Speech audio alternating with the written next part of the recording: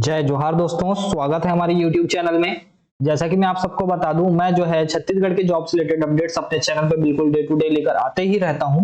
तो आप हमारे चैनल को सब्सक्राइब करके रख लीजिए ताकि आपको इधर उधर भटकना ना पड़े और आपको छत्तीसगढ़ के जॉब से रिलेटेड सारी जानकारी एक ही जगह पे उपलब्ध हो जाए।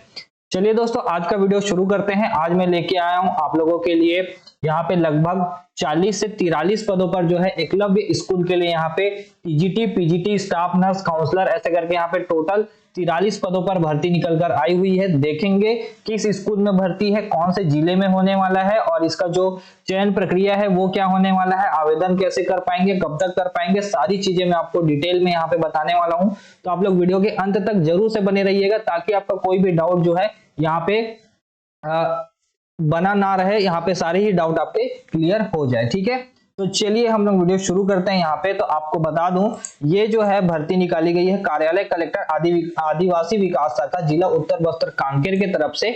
ये 2 जून यानी कि कल के डेट का विज्ञापन है, आज ही के डेट पे यहाँ पे वेबसाइट पर अवेलेबल कराया गया है। और आपको बता दूं, एकलव्य आदर्श आवासीय विद्यालयों में विभिन्न पदों पर यहाँ पे चल साक्षात्कार यानी कि वॉक इन इंटरव्यू के माध्यम से भर्ती ली जानी है। और यहाँ पे आपको बता दूं 4 से 5 अलग अलग एकलव्य स्कूल है, यहाँ पे सारे ही स्कूलों के लिए यहाँ पे विज्ञापन जारी किया गया है। ठीक है, तो यहाँ पे देख पा रहे होंगे आप लोग, जिला उत्तर बस्तर कांकेर अंतर्गत संचालित एकलव्य आदर्श आवासीय विद्यालय में शिक्षण सत्र 2025-26 हेतु शासन द्वारा निर्धारित मानदेय पर यहाँ पे वैकल्पिक व्यवस्था के तहत अस्थायी रूप से विभिन्न पदों के लिए निर्धारित योग्यता रखने वाले अभ्यर्थियों से चल साक्षात्कार यानी कि वॉक इन इंटरव्यू के माध्यम से पूर्ति किया जाना है। तो इसके लिए देख पाएंगे आप लोग यहाँ पे कितने पद है, किन किन अलग अलग स्कूलों में, यहाँ पे पद का विवरण दे दिया गया है। पीजीटी में इंग्लिश है, पीजीटी में हिंदी है, केमिस्ट्री है, मैथ्स है, हिस्ट्री है, ज्योग्राफी है, कॉमर्स है, इकोनॉमिक्स है, कंप्यूटर साइंस है, ऐसे करके टोटल 9 अलग अलग पीजीटी के विषयों के लिए यहाँ पे शिक्षकों की जो है भर्ती की जानी है। और उसके बाद बात करें तो टीजीटी में इंग्लिश, हिंदी, मैथमेटिक्स और सोशल साइंस के ऐसे करके टोटल 4 अलग अलग विषयों में टीजीटी के लिए यहाँ पे वैकेंसी निकाली गई है। साथ में काउंसलर के पद रखे गए हैं और स्टाफ नर्स और म्यूजिक टीचर का भी यहाँ पे पोस्ट रखा गया है। ठीक है, टोटल यहाँ पे देख पा रहे होंगे आप लोग 11 × 33 और 7 हो गया आपका 40 और 3 यहाँ पे 43 पोस्ट जो है टोटल यहाँ पे निकाले गए हैं।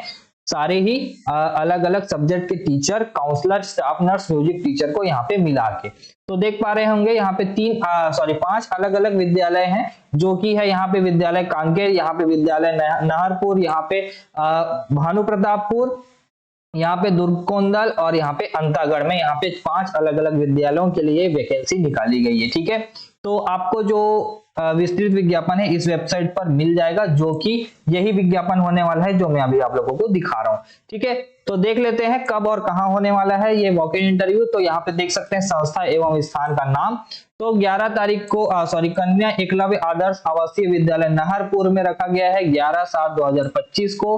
ठीक है, उसके बाद भानु प्रतापपुर, यानी कि मैं बता रहा हूँ ये जितने भी अभी वैकेंसीज देख रहे हैं आप, ठीक है, कांकेर हो गया, नाहरपुर हो गया, भानु हो गया, ठीक है, दुर्गकोंदल हो गया, अंतागढ़ हो गया, तो ऐसे करके जितने 5 हैं तो पांचों के लिए अलग अलग डेट और अलग अलग जगह जो है निर्धारित किया गया है। जिस भी स्कूल के लिए आप जो है वॉक इन इंटरव्यू में भाग लेना चाहते हैं उस स्कूल में इस डेट पर जा सकते हैं। ठीक है, जैसे कि नाहरपुर की बात करें तो 11 तारीख को वॉक इन इंटरव्यू रखा गया है, भानु प्रतापपुर में यहाँ पे 12 तारीख को, और वैसे ही दुर्गकोंदल में 13 तारीख, अंतागढ़ में 14 और कांकेर में यहाँ पे 15 तारीख को यहाँ पे वॉक इन इंटरव्यू जो है रखा गया है।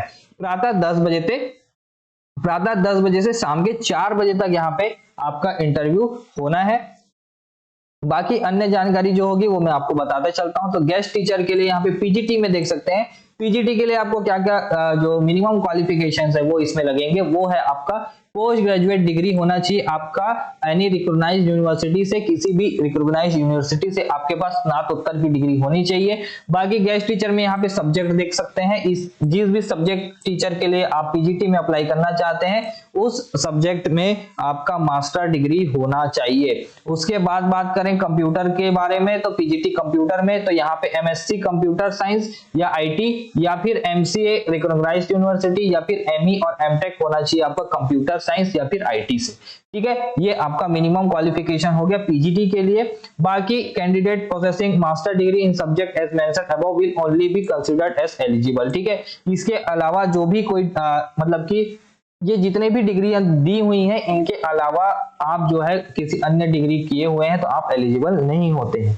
उसके बाद बात करें तो साथ में आपका बीएड डिग्री होना चाहिए। In case integrated 4 year degree course BEd is not required, यानी कि अगर आपने 4 साल का जो इंटीग्रेटेड कोर्स होता है जिसे हम बीए बीएड या बीएससी बीएड ऐसा कुछ अगर हम जो है बोलते हैं इंटीग्रेटेड वाला, ठीक है, या आईटीईपी जिसको हम बोलते हैं, तो वो सारी चीजें अगर आपने की हुई है तो अलग से बीएड डिग्री जो है यहाँ पे नहीं मांगी जाएगी। उसके बाद में बात करें तो गेस्ट टीचर यहाँ पे टीजीटी के लिए, तो टीजीटी के लिए आपका 4 year integrated course in regional college of education NCERT या फिर आपके पास 2 इयर्स या फिर 3 ईयर का डिग्री कोर्स होना चाहिए, यानी कि बैचलर डिग्री होनी चाहिए, ग्रेजुएशन आपका हुआ होना चाहिए 2 साल या 3 साल वाला। और उसके बाद में आपका यहाँ पे टीजीटी की बात करें तो टीजीटी हिंदी इंग्लिश यहाँ पे सब्जेक्ट कॉम्बिनेशन वगैरह दिया हुआ है। ग्रेजुएशन होना चाहिए संबंधित सब्जेक्ट से जो है इसी सब्जेक्ट के साथ में, और उसके बाद यहाँ पे सोशल स्टडी का भी दिया हुआ है। और साथ ही साथ ग्रेजुएशन के साथ साथ यहाँ पे आप जो है सीटेट पास हुए होने चाहिए और वो भी पेपर 1। ठीक है, teacher central teacher eligibility test CG TET से यहाँ पे काम नहीं चलेगा आपका, यहाँ पे सीटेट ही क्लियर आपका होना चाहिए।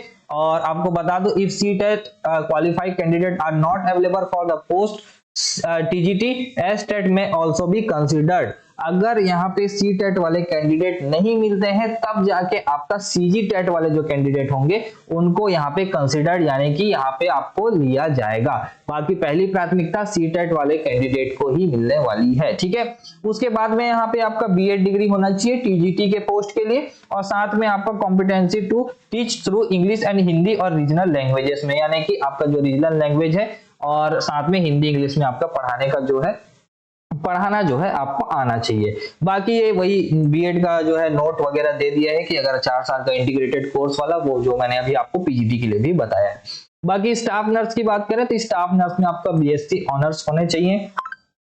उसके बाद बात करें तो रजिस्टर्ड एज नर्स और नर्स मिडवाइफ के तौर पर आप स्टेट नर्सिंग काउंसिल में रजिस्टर्ड होने चाहिए। उसके बाद यहाँ पे 2 इयर्स का एक्सपीरियंस मांगा है, वो भी 50 बेडेड हॉस्पिटल में आपके पास जो है एक्सपीरियंस होना चाहिए, 50 बेडेड हॉस्पिटल का मिनिमम 2 इयर्स का। ठीक है, उसके बाद बात करें काउंसलर की पोस्ट के लिए तो काउंसलर के लिए कुछ नहीं, सिर्फ और सिर्फ मास्टर डिग्री मांगा साइकोलॉजी में या फिर आपका क्लिनिकल साइकोलॉजी में। ठीक है, फ्रॉम अ रिकॉग्नाइज्ड यूनिवर्सिटी। उसके बाद बात करें म्यूजिक टीचर की तो म्यूजिक टीचर में आपका बैचलर डिग्री होना चाहिए म्यूजिक में विद रिकॉग्नाइज्ड यूनिवर्सिटी और इंस्टीट्यूट से। ठीक है, ये आपका मिनिमम क्वालिफिकेशन हो गया। बाकी सैलरी की बात करें तो पीजीटी में बात करें तो 35,000 रुपए आपको सैलरी दी जाएगी, यानी कि जो यहाँ पे क्वालिफिकेशन दिए हुए हैं उसके तौर पर अगर आपका सिलेक्शन होता है, अगर आपने सारे ही क्वालिफिकेशन आपके हैं तब जाके आपको 35,000 दी जाएगी। और अगर यहाँ पे अगर आपका योग्यता जो है पूर्ण नहीं है और वहां पे उनको कैंडिडेट्स चाहिए, मान लीजिए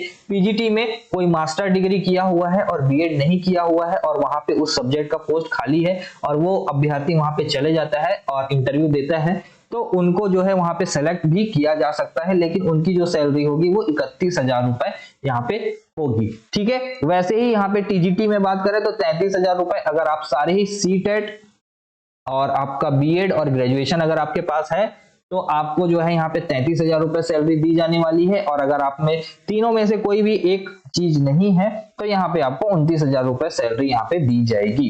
उसके बाद बात करें काउंसलर की तो काउंसलर के लिए 300 रुपए प्रति कालखंड दिया जाएगा, प्रतिदिन अधिकतम 4 कालखंड यानी कि 4 पीरियड यहाँ पे आपको दिए जाएंगे। म्यूजिक टीचर की बात करें तो सेम यहाँ पे 300 रुपए प्रति कालखंड यानी कि 300 रुपए प्रति मतलब कि पर पीरियड आपको दिया जाएगा। स्टाफ नर्स की बात करें तो 700 रुपए जो है यहाँ पे आपको पर डे के हिसाब से मिलने वाला है। उसके बाद बात करें तो 21 से 45 वर्ष यहाँ पे जो है एज जो है रखा गया है।